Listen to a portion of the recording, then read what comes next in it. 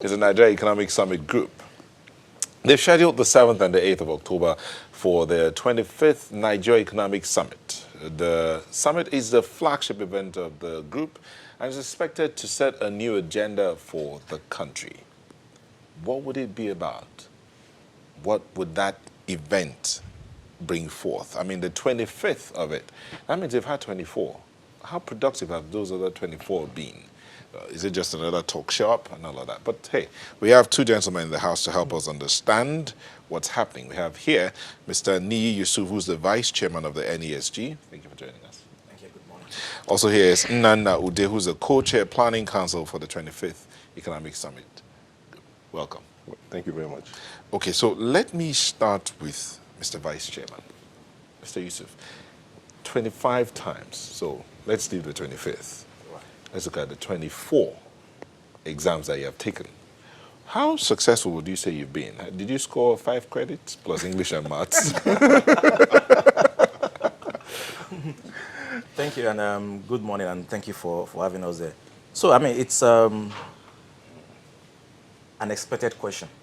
Really, what have we done in the last 24 years, and what have we achieved? And the way I look at it, it's economic transformation and nation building. It's a journey. And it's a journey that we started in 1993 and that we are going on today. And a number of the conversations we've had with leaders of the private sector and the public sector have indeed led to changes that we've seen in the economy. So if I give a few examples, the liberalization of the foreign exchange market was something that was discussed at the first 2 or 3 economic summits. Today, you have a lot of bureau de change. Today, you and I can buy PTA without necessarily going to the central bank only. That's a change that came from private conversations at the economic summit.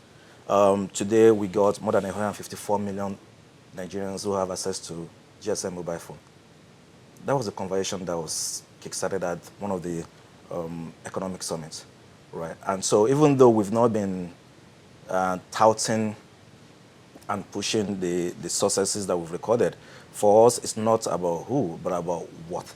And a number of the changes that you've had in the economy, even if you look at the agricultural sector, the Anchor Borrows program was a conversation we had at the summit a few years ago. And so you could look at it in different sectors of the economy. The liberation of the power market, of the banking industry. Those are a number of things, again. You know, I asked that question because a lot of people will be saying, yeah, another talk shop, and what has the impact been? And then a lot of people hardly pay attention to the summit, to the conversations that are happening with those summits and beyond the summit, because I do know that the summit group has, the NESG has different special committees and groups that are having conversations consistently about different things. But let me bring it to you. So the 25th edition, yes, you've had 24 years of successes, and there you see some of the items discussed evident in our everyday life. So what would the 25th edition be looking at? Well, if you recall, about a year ago or less than that, the United Nations released a projection that Nigeria's population will double by 2050. And so for us, that instantly threw up a lot of questions. There are implications to that. There are going to be challenges around that. Suddenly, in the next 30 years, you're going to see about 410 million Nigerians in a landmass that will not increase, but if anything, could reduce because of environmental degradation. And so we decided that we need to begin a conversation. We don't have to wait until we get to 2050 to think about what to do. So a few questions popped up. We started doing a lot of scenario analysis. And then we decided that this particular summit will be a platform for us to start that conversation about how should we respond to these new dynamics, what are the implications for Nigeria, what should government do, what should private sector do. And then we came to a conclusion that only a competitive private sector economy can withstand the changing dynamics. And what do we mean by that? Since 1993, like he said, we've championed the move away from state control to a private sector economy. But we are now pitching for a competitive private sector economy that can compete regionally and globally. Because it is when we have that in place, that we will be able to withstand whatever scenarios that come between now and 2050. So we need to start that conversation. Most countries in the world usually have this long-term vision. And then in between, you can now have your development plans, your rolling plans. So that we recognize. But we need to have a long-term vision. And that's what this summit is about. That's what informed the theme, Nigeria 2050. Shifting gears from a private sector economy to a competitive private sector-led economy. Now, Mr. Vice, how does government react to your advice after your summits? Right. So when we started the summit, the first summit 25 years ago was essentially done by the private sector, led by the private sector. But realizing that we need to be partners working with the public sector. So I think some 8 or so years ago, we started a process where we now work with the public sector to plan the summit itself. So when Nyota was introducing Nana, he was introduced as a co-chair of the Joint Planning Committee. So he is a chair from the private sector, and as a public sector counterpart, he's also the co-chair. And so we have been working with the Ministry for Budget and National Planning as partners to co-plan and co-execute the summit. And so that means we cook the soup together. Okay. And so the representations at the summit, so we have public sector people that will come to the summit because we have public sector helping with the planning. And at the end of the summit, we produce a summit report, what we call the Green Book, which is then formally presented to the president at the Federal Executive Council level. Okay. And decisions are then made on certain recommendations from the summit. Now, does the NESG have any plans regarding the new Economic Advisory Council? Do you want to make any presentations to them and all that? Right. So the role of the NESG, we typically say we have 4 roles that we play in terms of our strategic intervention. One is we are a dialogue partner. So we create a platform for the private sector to dialogue with the public sector. There are times when we are a watchdog, and so we do have a research unit that comes up with data and evidences that allows us to then do policy advocacy. We have a interconnector because we allow different sectors of the economy to come together. And the last one is intervention. There are times when we really need to intervene.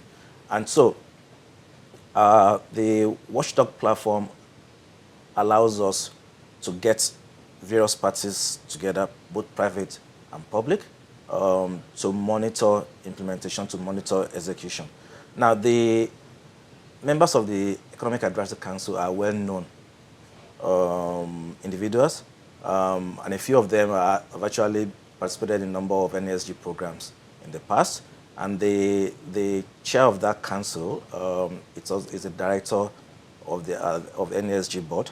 And so in terms of canvassing a free market, a competitive market, we're confident in terms of what the Economic Advisory Council will do. But the platform also then provides is for engagement between the private sector and the various ministries using what Nana calls the Policy Commission. Those are the everyday avenue for private sector people to work with the public sector. So the summit is once in a year. But every day we have 44 policy commissions looking at 44 different sectors of the economy, where our private sector specialists are working with the public sector specialists to get things going. You know, the dirty hard work that we don't see in the public. Okay. Mr. Day,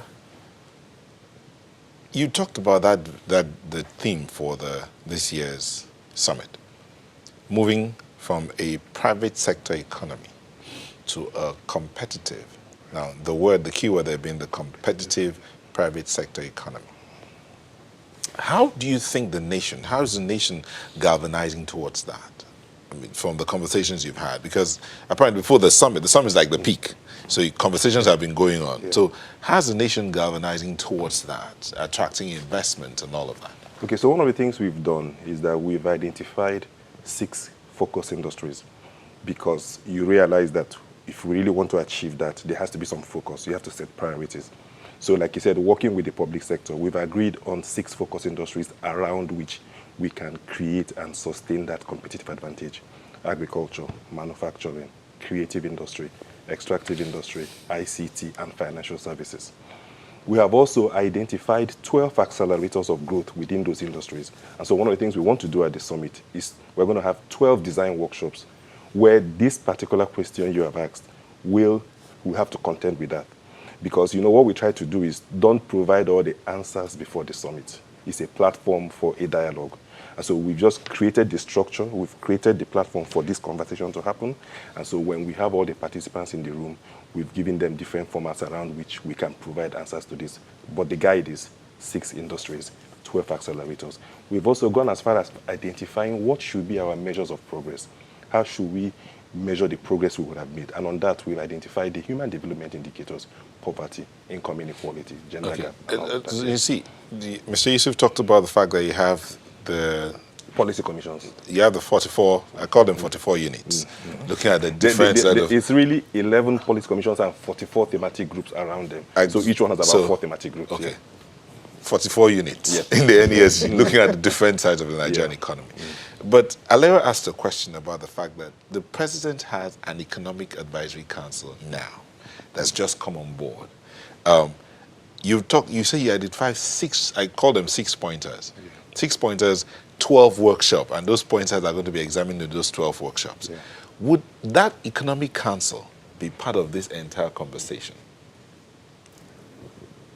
Members of the council would be, but even more than members of the council, the implementation agencies would be. Okay. The Economic Advisory Council is meant to meet once a month or quarterly, but every day, policy implementation happens through certain vehicles, ministries, department, agencies, and each of these... But they all need to be signed off on by the president, sort of. And so each of these 12 design workshops on things like infrastructure, macroeconomic stability, competitiveness, all of them will have both private and public sector participation. And we do have confirmation from quite a number of the agencies of government that the CEOs of those agencies will be in the room. We're also going to have the humanitarian angle, the social angle, because part of the 12 is also looking at peace and security. And so we're having private, public, and also social enterprises and not-for-profits all coming together. And given the antecedents and what we've seen in the past, we're confident that we will have very good outcome coming out of those sessions. Okay, at the end of the day, a communique usually comes out. That communique will be handed over to the government to see how they run about it. But in the 6 pointers you talked about, there was one underlying factor, power. But I didn't hear you say anything about the conversations around power, because infrastructure, manufacturing, agriculture, indeed even the value-added side of agriculture, which is processing, all require on power. Yeah. The 12 accelerators that we talked about, one of them, we didn't mention all the 12, one of them is here. They cuts across all of these sectors. In addition to that, the conversations around these industries are going to be broken up into 10 different topic areas. And from what we have seen, each one of them has a conversation on power as it affects their industry. Okay. So at the end of the day, we will have a briefing session where we connect the dots, both in terms of discussing power as a cross-cutting issue and discussing power as it affects the specific industries. Okay. Yeah. Okay, let me take you back a little bit to what you said earlier. 2050, Nigeria's population is expected to double. As of now, even the population we have, we don't seem to be taking great advantage of. So, how are we going to harness our young population to get maximum productivity out of them? Yeah. Forget 2050, let's talk about now. Yeah, interestingly, one of the 4 sub-themes of the summit is managing our demography, which is essentially what you're talking about. And then we have conversations around human capital and productivity. We have conversations around technology and innovation. These are the areas where the young people you talk about play around with. And so we will have those discussions. Like I said, I'm trying to restrain from having the outcome discussed before we go into the room. But definitely we'll dimension the conversation in such a way that all of those issues are going to be discussed in the room. Yes, yeah. But you see, if I could add to that, the 6 priority industries that we're trying to focus on, agriculture, ICT, manufacturing, creative, financial services. creative industry, financial services, and the extractive industry are areas where Nigeria has some comparative advantage, but also areas where the private sector can provide leadership and where private sector involvement will lead to job creation. And so that's one anchor you can then use to get the youths to be positively engaged. Right? If you boost productivity, if you boost investment in those 6 areas, and private sector is the best creator of jobs. Okay, we will take a moment. When we come back, we'll look at where is this happening, who is coming, and who is invited in just a moment. Please join us again.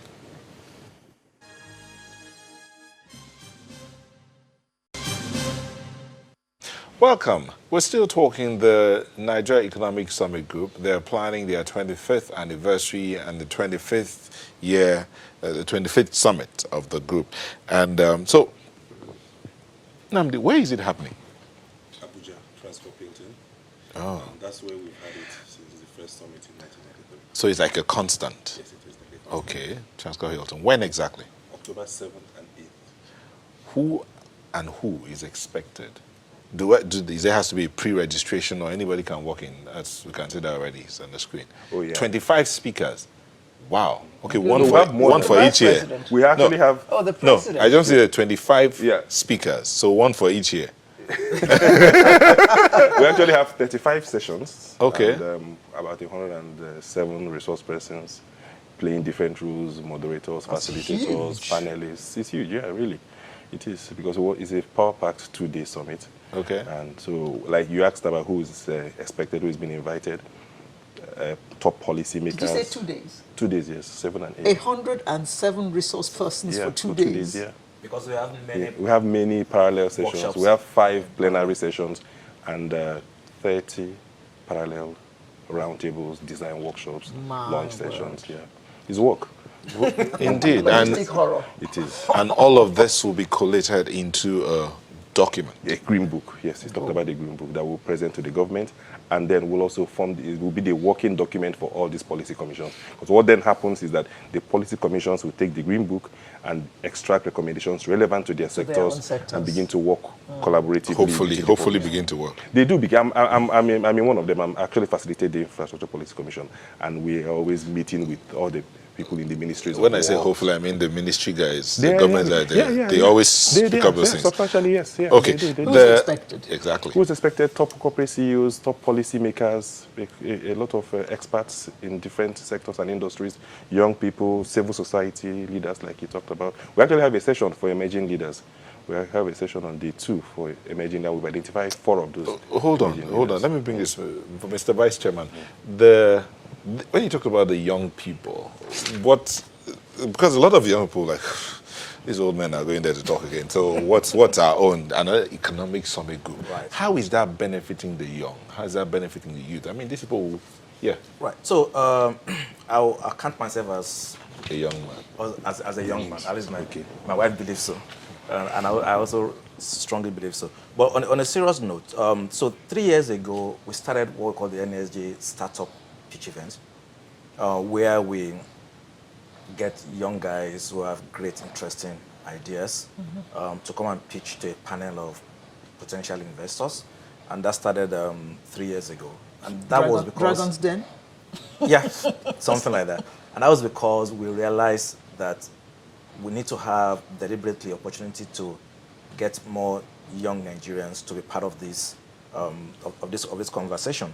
And so even this year, even though the summit starts officially on Monday, October 7th, the startup pitch event will happen Sunday night, October 6th at the Hilton. I mean, we have well over 752 applications. We're going to shortlist down to 10, and the 10 best ideas will come and pitch at the summit. So that's one. The second thing we're doing this year being the 25th anniversary, we're launching the NESG Bridge Fellowship, which is a deliberate attempt at finding 40 mid-career young professionals and then get them trained over a period of 18 months. There will be workshops, there will be classroom training, there will be mentoring sessions. And after that 18-month fellowship, they will become the NESG Bridge Fellow. And that then becomes a vehicle through which they can play an active part in the NESG process, if you will, part of a succession plan. Trying to make sure that we groom the next generation of young ones who will flow into this. And who can be a part of that one? Anybody can apply? Anybody can apply. In fact, the call for nomination will go out this coming week, Okay. and is open to anyone. The other thing, Any age limit? between 25 and 40. So you must have left school, 25, but under 40. And we hope to get starting class of 40 Nigerians who will go into that. The other thing we're doing to attract the youth is we're in partnership with the NUC, Nigerian University Commission, and we've launched an essay of which we have over 900 plus Entries. entries. And the top 3 entries will be formally announced and awarded at the 20th anniversary. Okay. Apparently, you have a very full menu for this summit. The summit again is happening on the 7th and 8th of October at Transcorp Hilton, Abuja, and you have to pre-register, right? Yeah. Pre-register at the NESG. What's the website again? NESgroup.org. NESgroup.org. NESgroup.org. /NES25. /NES25. Again, NESgroup.org /NES25. You pre-register there to attend the conference. And then if for any reason you're unable to be there, all our social media platforms are going to be active. Okay, so apparently they're going to be streaming we'll live, stream live and on all of that. YouTube, Instagram, Twitter, In other Facebook, words, all of that. Yeah. Okay, so be a part of it. It's happening on the 7th and the 8th of October. Thank you, gentlemen, for coming to tell us about this. Especially, I like that bit about the youth thing, building the next generation, right, of the NESG. Thank you. Mr. Ni Yusuf is the Vice Chairman of the NESG. Thank you. And Nana Ude, Co-Chair, Joint Planning Committee of the 20th Nigeria Economic Summit. Thank you. Thank you very much. Thank you.